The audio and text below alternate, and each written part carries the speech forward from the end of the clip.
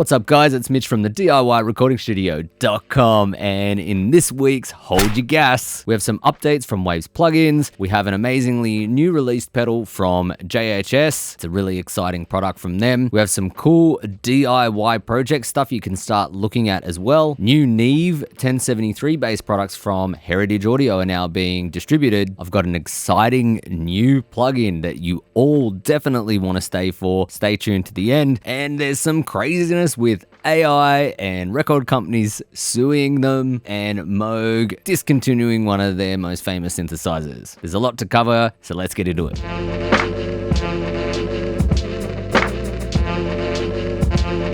Love them or hate them, Waves have a new update to their plugin subscriptions. Obviously, those updates are a pain for some people if you have to pay for them, if you're not on their subscription plan thing that they do, or their other update plans. But as always, they're trying to give you an excuse to buy the new update. Let's have a look at it. So they're offering this new thing called Studioverse, which is actually just a reworking of their Studio Rack. What it promises is that you've got a bunch of presets from famous producers, and they're showing like Lou Diaz here and a bunch of other producers on the side, and you can basically pick their production chain for vocals or different samples or drum sounds and utilize that in your own mixing. And you can see here it's got a chain of different effects, and then like a bunch of other preset sort of things in here as well, like DS's and all that kind of stuff. It also will give you access to their Studioverse instruments, where there's some different synths that will be available. And to add some icing on the cake, they've also added a sidechain filter to the SSL bus compressor and a new dual mode in their H-Delay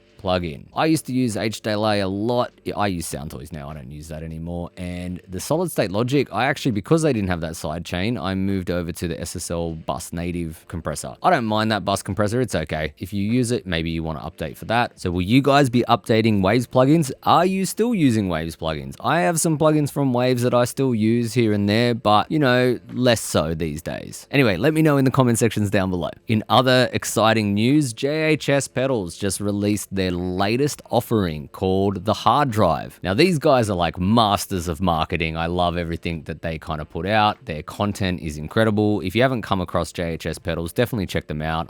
They're a huge channel. I'm sure most of you know who I'm talking about, but they have this new pedal called the Hard Drive, and it comes in white or black, and it's basically a really cool distortion pedal with a lot of different clever kind of tonalities to it based on modern distortion pedals, but it can pull a lot of different distortion sounds. And very cleverly, they've got a bass and a treble dial here, but their mid-band frequency adjustment is actually sweepable. So you've got this mid-band boost or cut, and then you've got a frequency select here. That's very clever. I think that what they've done is they've looked at things like the color box and stuff like that they've designed, which are based off a NEVE 1073, and they've figured that people want things to be versatile, and a mid-band sweep is everything when it comes to guitar tones, because it can be the difference between a crunchy mid-forward kind of guitar tone or the opposite of that, a real scooped metal kind of tone as well. So very, very clever stuff from JHS here.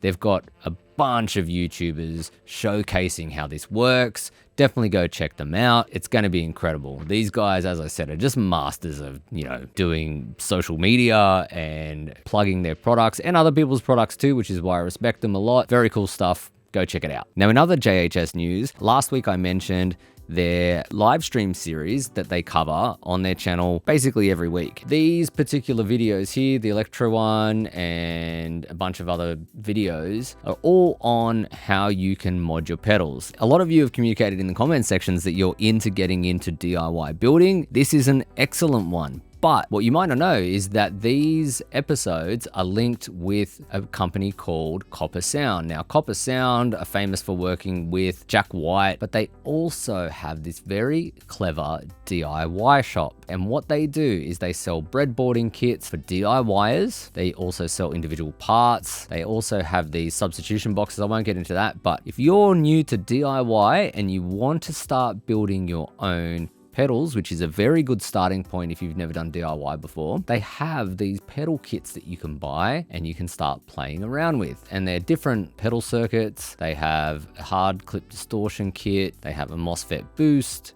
They have a 3-band EQ, treble boost, silicon fuzz, whole heap of different things you can start with, and then you can begin breadboarding them. But it's a really, really cool way to get into learning about components and how they work in a circuit, and it just helps you kind of understand how these parts work a little more than just building the gear. I've been loving them. Maybe you guys will. I just thought I'd share that. In other news, Moog have basically discontinued the Moog 1, and look, this is big news in a way because a year ago, Moog was acquired by InMusic. It was a big deal because they were kind of privately owned or partly privately owned. Now they are sold off. They're owned by this huge corporation, and that corporation is obviously seeing this device as a loss.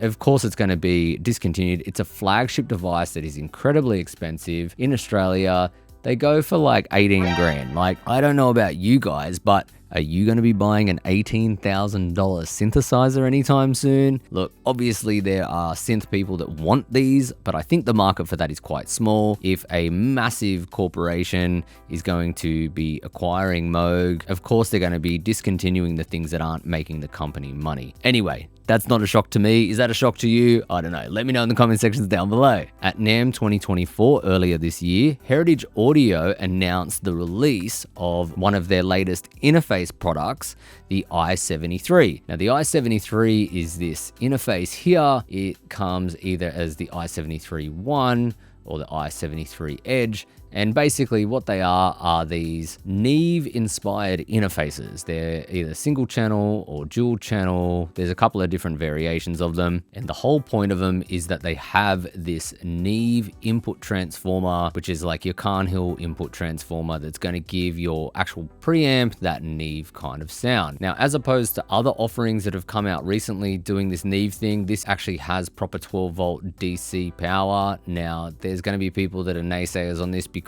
of the fact that a typical NEVE needs more power than 12 volts. I don't know. Until I hear actual examples of this, I would be, hesitant to comment. But what is shocking to me with these new interfaces offering these like high quality preamps is that the price is quite high. Okay, we're looking at $620 US for a single channel interface. When they initially announced these, I was just struck by the thought of who is actually buying this type of interface, because what you're doing is putting boutique parts and a boutique price, $700 to $1,500 for the Pro Edge. You're putting a huge price tag on what is a single or dual channel interface. Yes, they do have an ADAT in and out, but that is limited. And then you're stuck with an interface that only has a couple of in and outs physically. So if you're a serious studio owner wanting all of this kind of high-end gear, you will very quickly be kind of bottlenecked if you buy something like this, because there's not a lot of expansion capabilities. There's a bit, but yeah, it's just one of those things where the part of our industry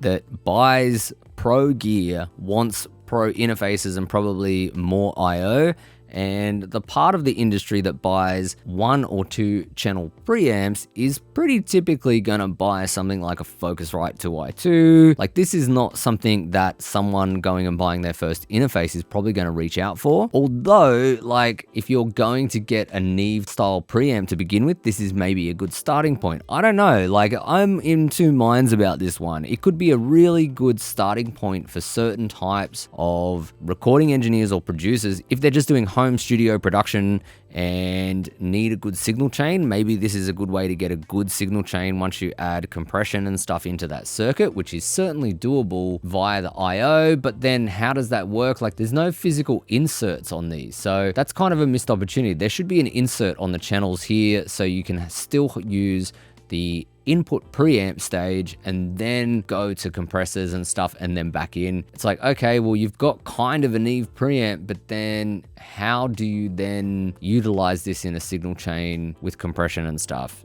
So it's kind of actually quite a limited product. Let me know in the comment sections down below. How do you feel about interfaces that are trying to get into this space? Like, are they just ridiculously expensive because of what they're trying to do? Do you have a use? I'd be super interested if anyone thinks this is a product that they would actually use. Genuinely, like, I'm genuinely interested if someone wants this product, because it's just in this funny, very tight niche I think. And yeah, it's just peculiar that these companies are going this way with their like interface design. Anyway, I'm all for like high quality stuff to consumers, but yeah, very interested on this one. Sound off your opinions in the comment section down below. Now, in industry news, the Recording Industry Association of America, the RIAA, is taking legal action against a couple of AI music generation companies. They're having a look at Suno and Udio because they are basically creating music that is, you know, very, very much sounding like other copyrighted material. And of course it is, because if you know anything about how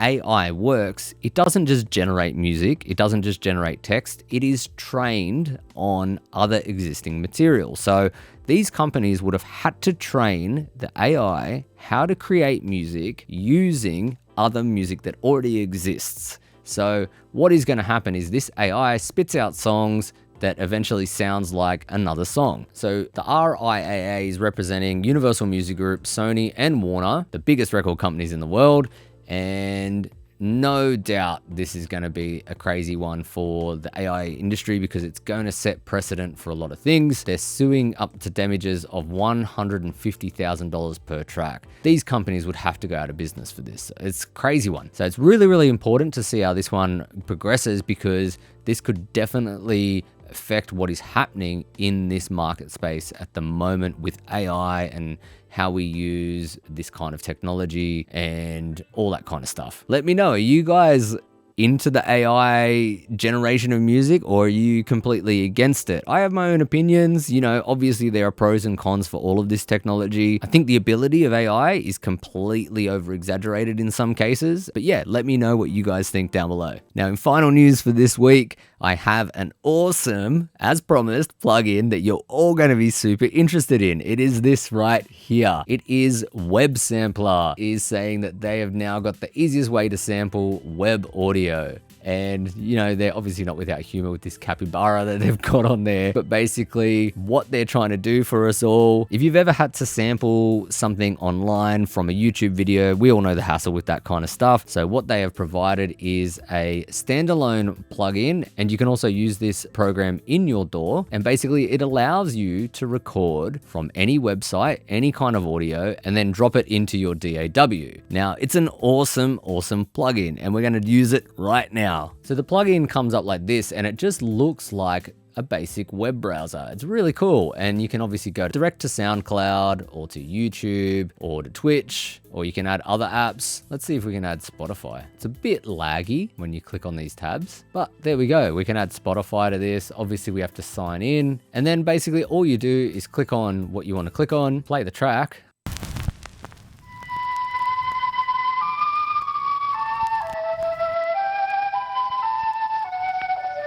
The wood spider is the most accomplished of all web building species. And then we've got that there, and then all we have to do is download it and then drop it into a folder that we want. It's very, very cool. So let's dump that into Cubase right now. For some reason, the volume's really low. I don't know what's going on there. That's okay. We can always fix that.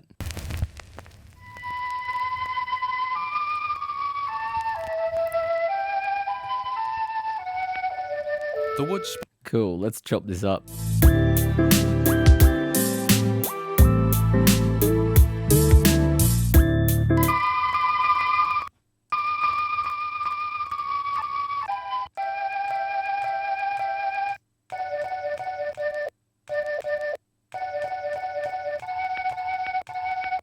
That's amazing. That's such a cool device. Like, that's going to be super, super handy to be able to sample, not just audio, like for music creation. It could be useful for a variety of different things. So if you're looking for a really cool plugin, definitely go check that one out. If you'd like to see a beat made with those samples, hit me up in the comment sections down below. Anyway, such an awesome plugin, very usable. Hopefully you guys find an awesome use for that too. I'm sure you will. Is there any news that I missed this week? Let me know in the comment sections down below. If you're new to the channel, please hit like and subscribe. I'm Mitch from the DIYRecordingstudio.com. I'll catch you soon.